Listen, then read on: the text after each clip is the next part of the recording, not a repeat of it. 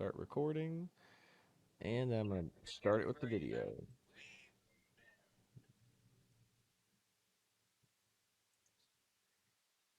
And start the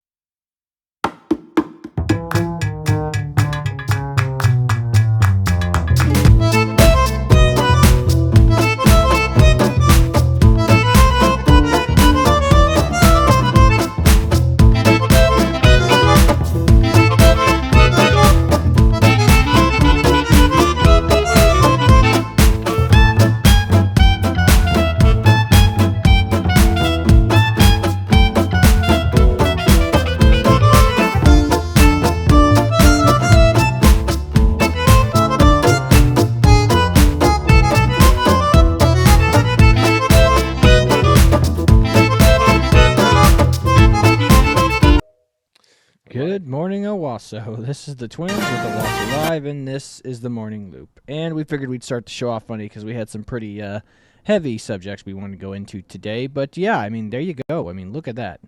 That's what you get when you vote Kamala. You know, that's I guess in a real quick term, I could just say gay. Yeah. That is what I would say most average people think about men who are voting for Kamala Harris. Yeah. I mean, that is an unfortunate truth, I would say. Mm. But if you want to go ahead and talk about traffic and everything real quick. Yeah. So traffic conditions were pretty slow a little while ago, but it's definitely cleared up now. So if you haven't left yet and you're commuting to Tulsa, you're going to be looking just fine. So no issues there. It's brisk out this morning. We're going to get up in the 80s today, but right now it's a little brisk, so you might bring a light jacket at least. So with that being said, we'll just jump right in on today's subject. So Hurricane Kamala is about to make landfall, or she has been making landfall on podcasts and shows, and every time she opens her mouth, bad stuff happens. You know, her poll numbers go down. That's because she doesn't have any real good policy positions, and then the ones that she says that she has turn out to be basically communist ones, and people are like, ooh, I don't know about that. And then she steals Trump's policy positions and go, I don't want to tax tips. It's like, didn't Trump just say that? And she's like, no, I said it first. And I'm going to give you more money from your tips, too. So, it's just ridiculous. She has no principles. Again, political chameleon. She's going to say whatever she has to say in order to win. So, and then I think the only political opinion that she's actually kind of went down on, or actually has made somewhat clear, is her abortion stance. Yep. So... And that's the next video that I was going to pull up real quick is her on the Call Her Daddy podcast. Call Her Daddy podcast, which is a sex, like a lesbian, like kind of comedy sex. No, she's not a lesbian. She's not a lesbian, but she is. You know, like I mean, like the episode before was like they were like going blowjobs and frat boys. You know, those are the titles of the podcast. You know, I mean, so she's a good marketer. She knows exactly how to catch people's attention. She's a shock jock essentially, but she's a female shock jock. So, you know, and she appeals to the lowest common denominator of women. But it appeals to a vast majority of people because they go, haha, I can relate to that because I've wanted to feel like, you know, it's just hedonism, you know. I want to be accepted by the most amount of people, and the easiest way to do that is to be for girls, to be as compliant as possible, do whatever guys want, and then, you know, and then afterwards she can tell stories about how slutty she was, and then brag about it on a podcast, and then other girls will listen and be like, haha, I had a similar experience when I was in my hoe phase in college. You know, the fact that girls got to go through a hoe phase.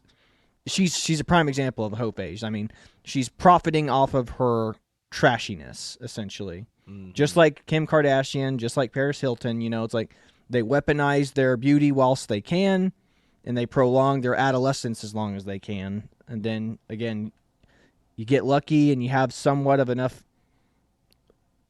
slutty or horror stories that I guess that you can create a podcast all about it. Mm-hmm. And give people advice on how to give blowjobs.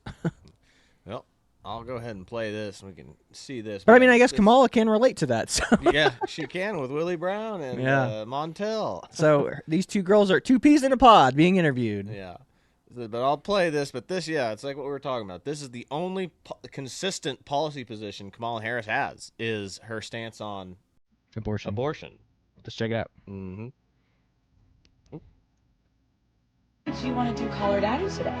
Well, I think you and your listeners have really got this You shouldn't have been there. None of us should have been there. communicate with people is to be real, and to talk about the things that people really care about.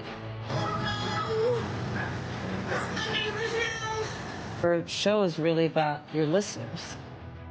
And I think especially now, this is a moment in the country and in life where people really want to know they're seen and heard and that they're part of a community. Everything's gone. It's all gone. And so I'm really glad to be with you. Wow. That was powerful. That was somebody, whoever edited that, put that together. Good job. Mm-hmm. Like, that's, Yeah, this is what she was doing while people are suffering right now. call her daddy. But regardless, is she brought up a question, which that's what I thought that was more going to be was. So I think I have another one like in store somewhere, but I don't know where it is. So I'd have to go searching for it. But they bring up the fact, they talk about women's rights, which it comes down to the fact that they can or can't have abortions. And they say, and then they ask the question, the most ridiculous question is there any law that men don't have a say over their bodies? And to which any question that's the stupidest thing in the world is yes. It's Selective called service. the draft, selective service. Every 18-year-old man has to register for selective service, or it is a punishable crime, and you could be arrested. With Now, jail or a fine. correct. But that's the thing is, we haven't used the draft since the 60s. Now, that is true. But men still have to do it. So women do not have the same obligation to the federal government that men do. And it has always been this way. But whenever a woman goes, there's no law that's on the books that's about a man's body. Well, anybody that's been drafted in the 60s will be gladly tell you that that's not true. Let's go talk to one of those Vietnam War vets that was drafted and is missing like an arm or a leg or something, Yeah. and tell them that it was their body, their choice. Yeah, absolutely. Mm-hmm. So again, just another dumb pro-abortion argument that makes no sense. It's like, oh, they're taking women's rights away. It's like, I don't know, maybe you're taking that kid's life's right away to live. Oh, exactly. And two, we know we're all adults here, or at least hopefully most people that watch this are adults. You know how children are made. We all know how children are made. Women are the gatekeepers of sex. Men are the gatekeepers of relationships. Exactly. So what are you doing opening up your legs for somebody who's not going to marry you, who's not going to stay with you, or for a one-night stand? Oh, that was so memorable. And which that's kind of like shooting, your husband in the foot right there. Is like, I'll remember that experience with that one guy that I don't even remember his name or that I met in a bar for the rest of my life. Like, it's the Titanic. Oh, It's literally that's the to Titanic. pretend that she'll never remember his name. She'll remember his name. Probably, yeah. It's the Titanic logic. It's like, hey, I met this guy on a cruise and I remember him for forever, even though I have a husband, I've had a whole family, I have grandkids, but that one night stand I had on the boat, oh, I'll remember that for forever. The life I could have had. Mm-hmm. But yeah, it's just gross.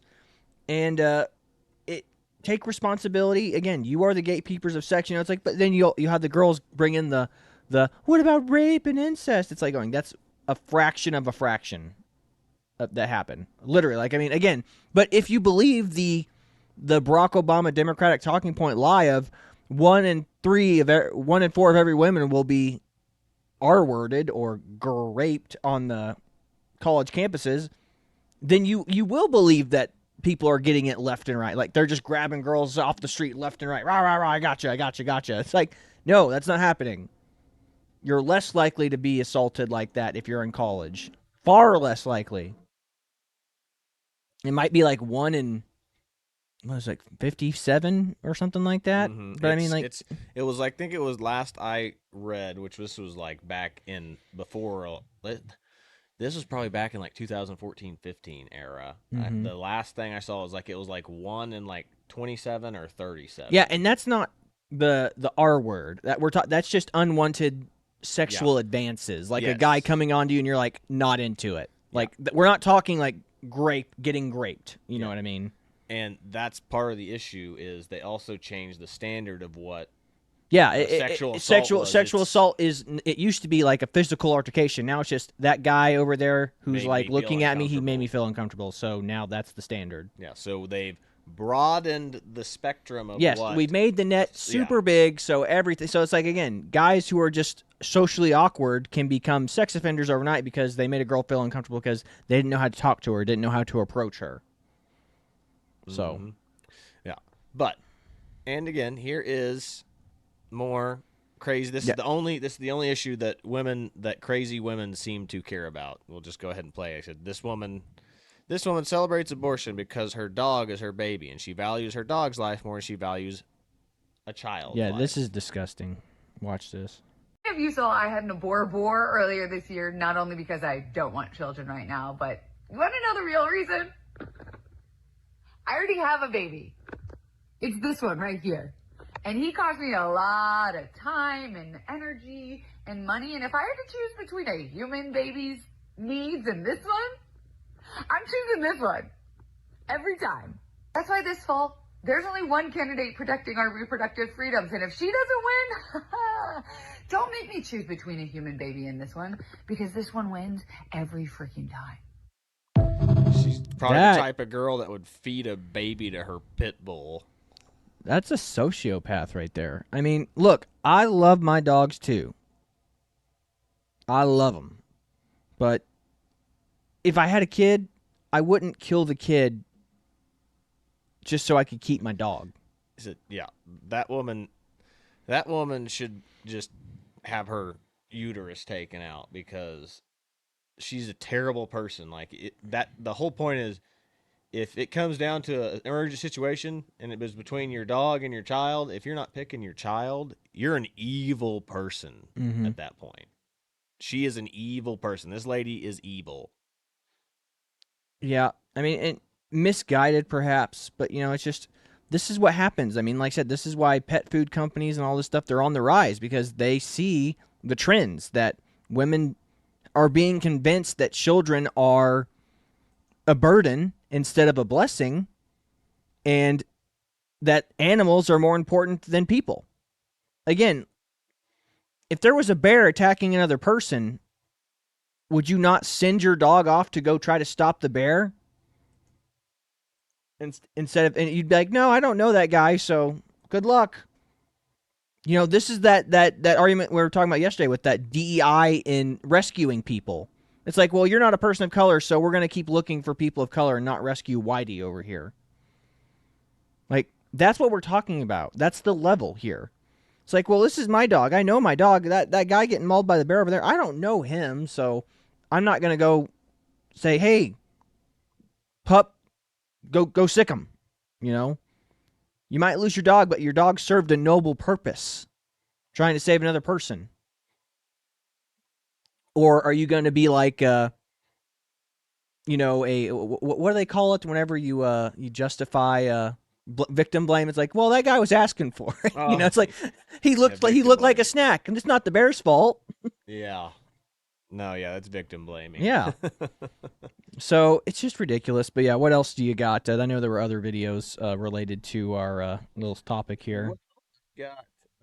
You've sent the most of these, so I don't even know. Yeah, just pick any of them, play them. Yeah. Here. We'll catch it on the tail end. So go ahead and play it, and we'll talk about it on the other life because you hate women having options. Welcome to Culture Apothecary. You guys ready? 10% of women who are struggling with depression in America have a past abortion as their only risk factor that could have led to that depression in the first place. That's huge. Mental health. 60 of the 76 from 57 to 2018 showed a positive relationship between having had an abortion and increasing your risk of getting breast cancer in the future. That is mic drop. Nobody knows this. If you have one elective abortion, your risk of delivering a premature baby is increased by 34%. But your risk of delivering extremely premature babies is increased by 64%. The left has lied about this for years. Well, Susan G. Komen, pro-abortion. Really? Susan G. Komen gives to Planned Parenthood, Alex. This is going to burn the pro-choice movement to the ground. The left knows that if the more disturbing aspects of their history and legacy and agenda were exposed, most run-of-the-mill, common-sense Americans would begin running, voting, praying, and living differently. There you go. I mean, again, the origin of abortion starts with Margaret Sanger. I mean, she was someone who she invented abortions in order to kill black children specifically. Like, she was a devout racist. She thought black people were inferior, and she was like, we have to convince these people that children are not our economic burdens, and that the only way to help them is by convincing them that killing their own kids is the best option. And here we are now, where it's like it's still a problem today. It's like, don't have a kid. It's only going to hurt you in the long run, instead of looking at the child as a blessing and be like, what can I do to become a better person in order to serve my child better, to be a better person, to be a better father? Will everyone choose the right path all the time? No.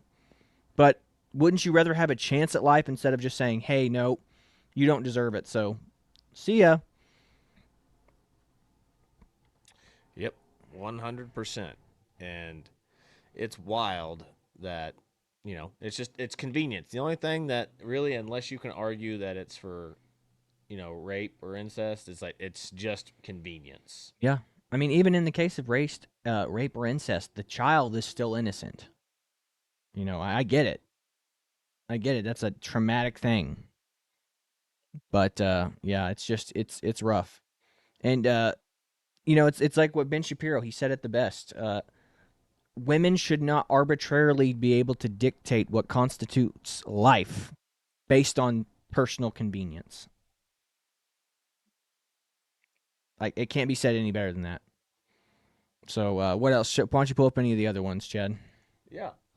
You've got any of them will do. This one right here. Just bring them in. Yeah, I'll do this one. 486 abortion pill is literally a Nazi-era relic. Roussel Uclof, the French pharmaceutical company that created the abortion pill, and Bill Clinton brought it to America in the year 2000, Roussel Uclof, RU 486. Their majority shareholder is Hoechst AG. Hoechst AG was the co-founder of a German chemical company known as IG Farben. IG Farben was infamous for creating a cyanide gas known as Zyklon B, the gas used to poison Jews in Nazi death camps. So Hoechst AG simply shifted from creating poison to murder Jews to creating poison to murder babies. It's the same company! Welcome to the culture of death. Welcome to what happens when good men and women who claim the name of Christ and ought to know better are weak, wimpy, woke, and silent. By the way, the RU486 abortion pill is literally a Nazi... So, there you go. And it's like what that other guy was saying in the other video. Women wonder why, after they've had an abortion, they take that abortion pill, that they're having babies prematurely. You took a poison pill to kill your child,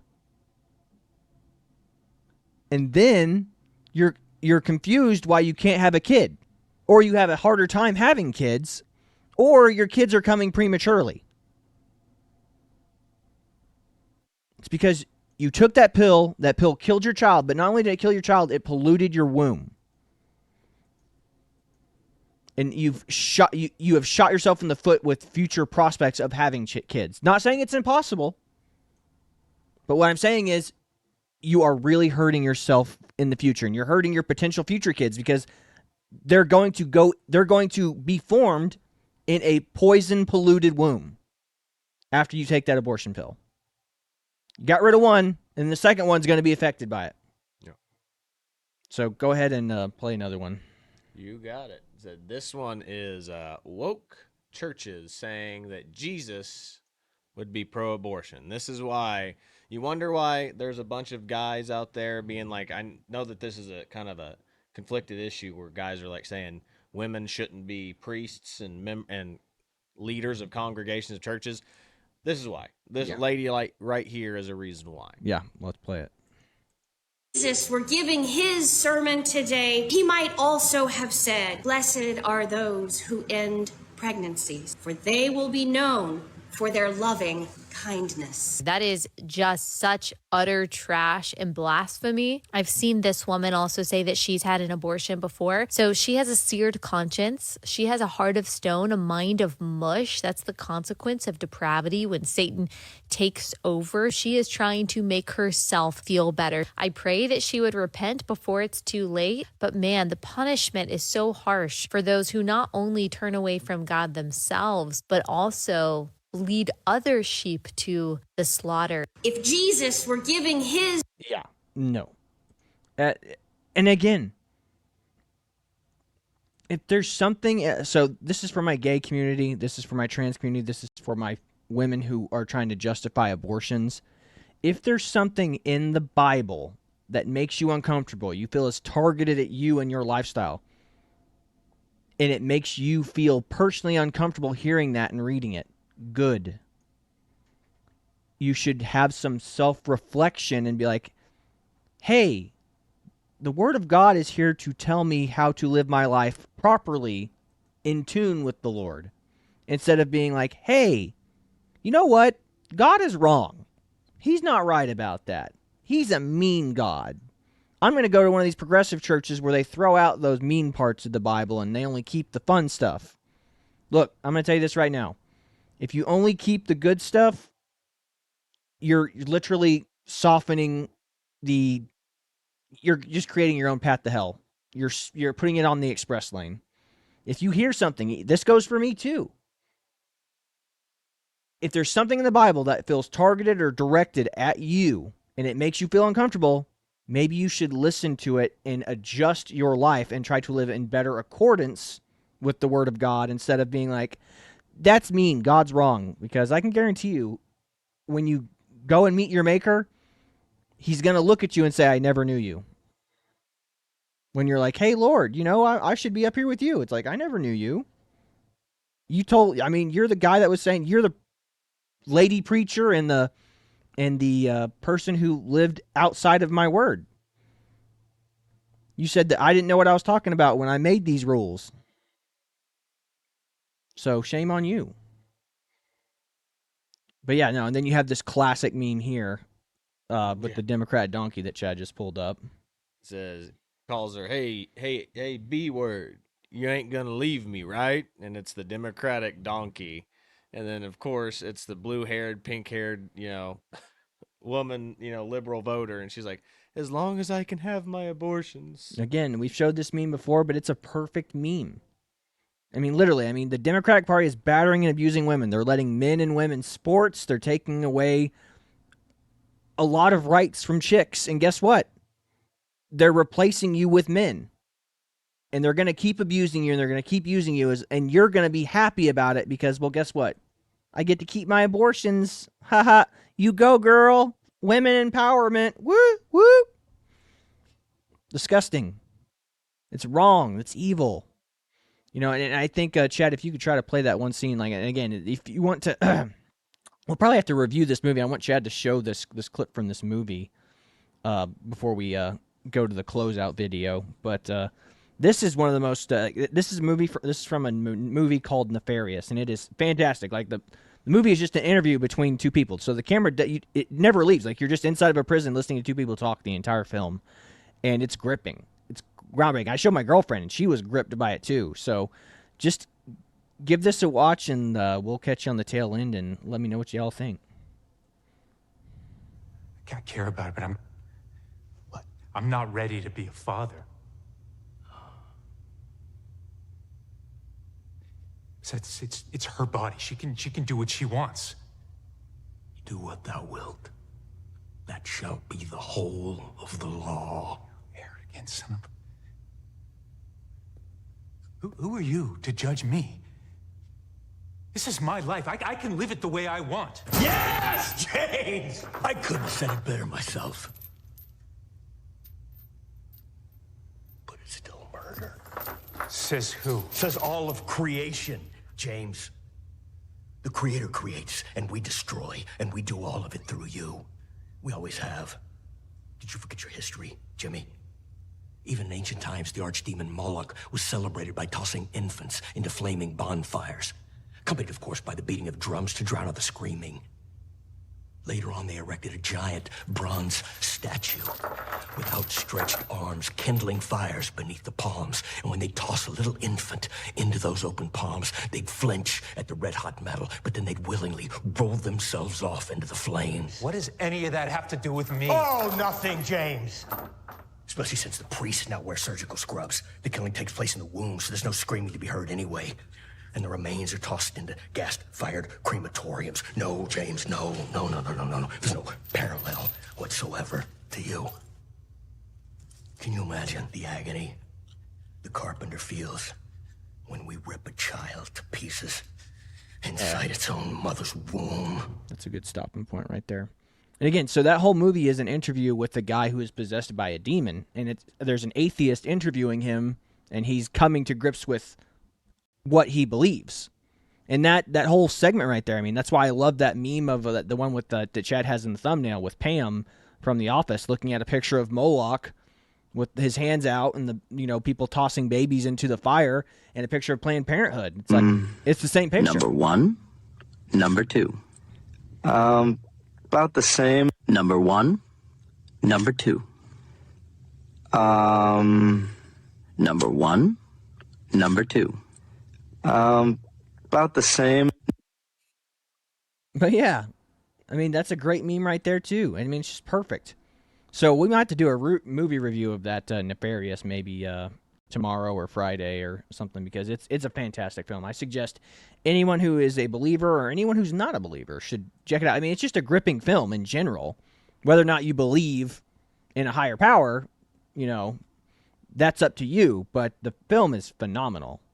So definitely give it a watch. But yeah, we might have to do a movie review of it maybe this week or next week. But that's about all we've got for you today. We just wanted to kind of go over that. I know it was a heavy topic with the abortion topic, but it's important, and it's very important for everyone to. It's important that to convince people that they need to value human life and not to just, again, arbitrarily dictate what constitutes life based on personal convenience. Absolutely. Yeah. So that's how we're going to end the show. But yeah, this is the Twins with Owasso Live. This was the Morning Loop. We are signing off. God bless you. See you later, everybody. 4 more years of bluster and bumbling and chaos. I'm Donald J. Trump, and I approve this message. We can't afford 4 more years of this. I'm Donald J. Trump, and I approve this message. We just need to move past the failed policies that we have proven don't work. I'm Donald J. Trump, and I approve this message. We can only re-elect Donald Trump. I'm Donald J. Trump, and I approve this message. We do not need